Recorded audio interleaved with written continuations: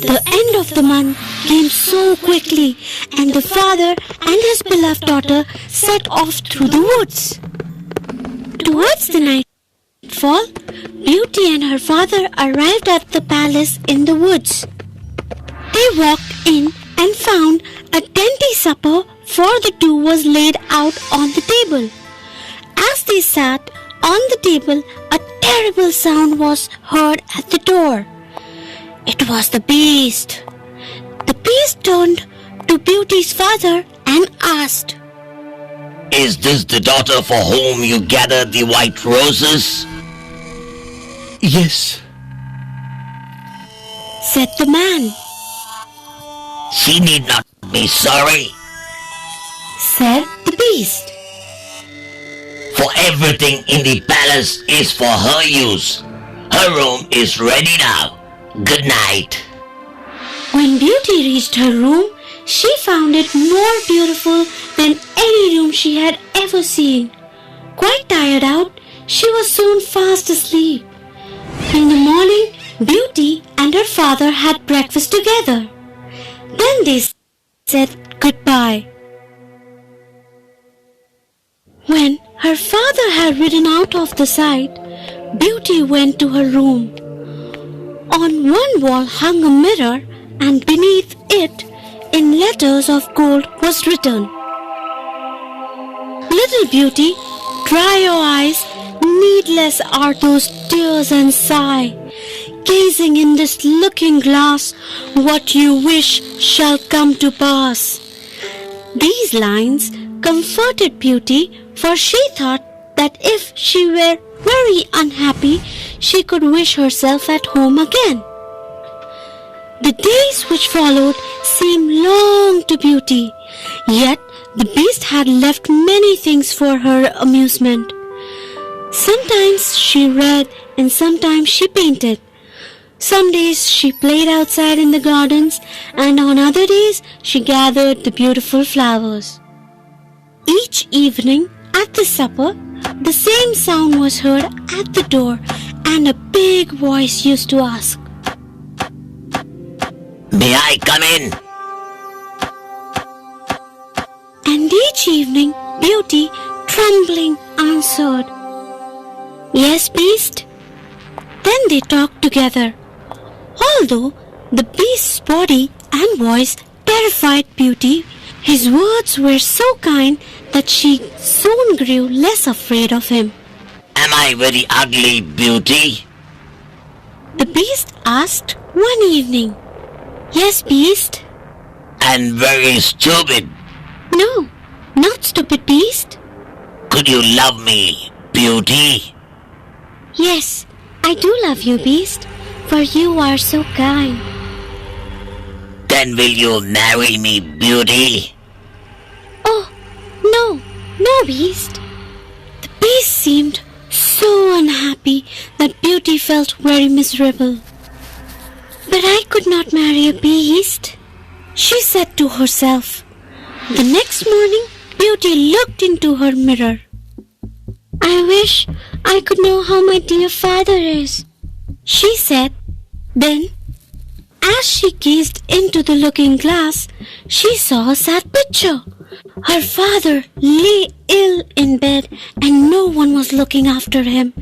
Beauty cried all day to think of his pain and his loneliness. When the beast paid his usual visit in the evening, he saw how sad Beauty looked. "What's the matter, Beauty?" he asked. She then told him why she was so unhappy, and she begged him to let her go home. "It will break my heart if you go, Beauty. Said the beast. Yet I cannot bear to see you weep. Went on the beast. You shall go home tomorrow. Thank you, beast, said Beauty. But I will not break your heart. I shall come back within a week. The beast looked very doubtful, for he was afraid he was going to lose Beauty forever. Take this ring. He said sadly. And if you should wish to come back, lay it on your table before you go to bed at night. And now, goodbye, my beauty. That night, Beauty looked in the mirror and wished that next morning she might wake up in her father's cottage.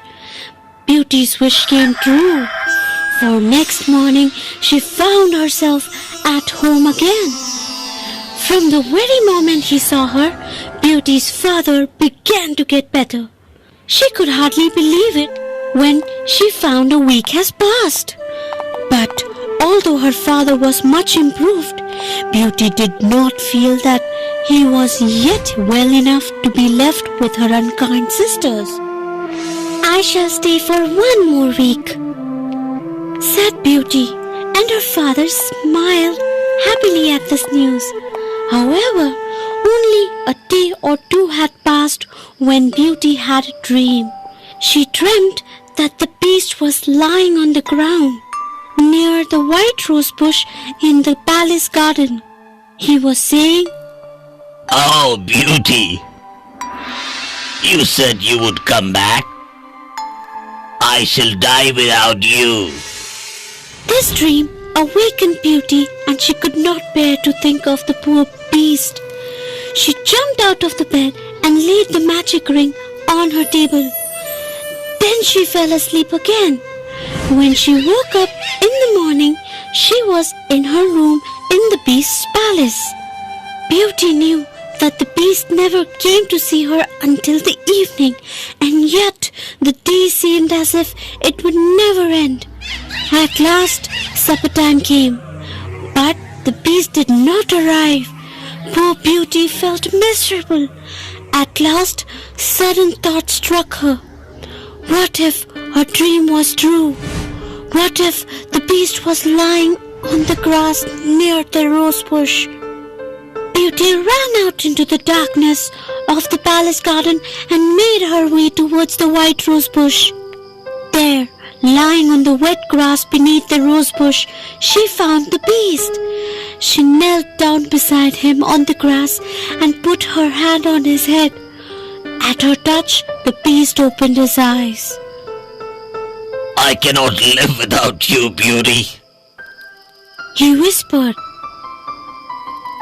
So I'm starving myself to death. Now that I have seen your face again, I shall die content." "Oh, dear beast, I cannot bear if you die," said Beauty. "Please live, and I will marry you. I love you. I really do. You have such a kind heart." When Beauty said these words, she hid her face in her hands and cried and cried. When she looked up again, the beast was gone, and a handsome prince stood by her side. He thanked her for freeing him. "What do you mean?" asked Beauty, surprised.